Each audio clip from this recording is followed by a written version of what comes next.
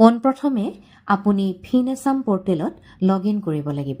তাত earn salary আৰু advance নামৰ এটা বিকল্পৰ লগতে আপোনাৰ মাহিলী দৰমহা আৰু এডভান্স দৰমহা দেখা পাব। আৰ্ণ আৰু এডভান্স ক্লিক কৰিলে আপুনি বিভিন্ন ছাৰ্ভিচ প্ৰভাইডাৰৰ নাম দেখা পাব আৰু তাৰ মাজৰ পৰা যিকোনো এটা বাছনি কৰিব পাৰিব। ছাৰ্ভিচ প্ৰভাইডাৰ বাছনি কৰাৰ পিছত আপোনাক সেই নিৰ্দিষ্ট ছাৰ্ভিচ প্ৰভাইডাৰৰ এপ্লিকেশ্যনলৈ লৈ যোৱা হ'ব। এই ক্ষেত্ৰত আমি ইনষ্টাপে বাছনি কৰিছোঁ। এপটোত লগ ইন কৰাৰ পিছত আপুনি আপোনাৰ বৰ্তমানৰ দৰমহাৰ ওপৰত ভিত্তি কৰি এলিজিবিলিটি অৰ্থাৎ যোগ্যতা পৰীক্ষা কৰিব পাৰিব।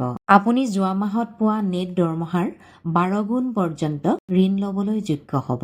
কিছুমান প্ৰাথমিক তথ্য দিয়াৰ পিছত আপুনি আপোনাৰ ক্ৰেডিট স্ক'ৰৰ ওপৰত ভিত্তি কৰি প্ৰকৃততে কিমান টকাৰ ঋণ পাব সেয়া স্পষ্ট হ'ব। ইয়াত আপুনি ঋণৰ পৰিমাণ আৰু পৰিশোধৰ সময়সীমা নিজেই বাছি ল'ব পাৰিব।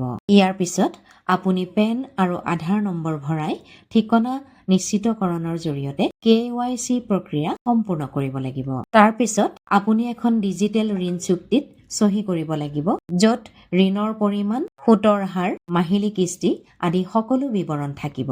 আধাৰ OTPৰ জৰিয়তে ডিজিটেল চহী কৰাৰ লগে লগে ঋণৰ একাউণ্টটো খোলা সম্পূৰ্ণ হ'ব আৰু লগে লগে ঋণৰ ধনখিনি আপোনাৰ বেংক একাউণ্টত জমা কৰি দিয়া হ'ব।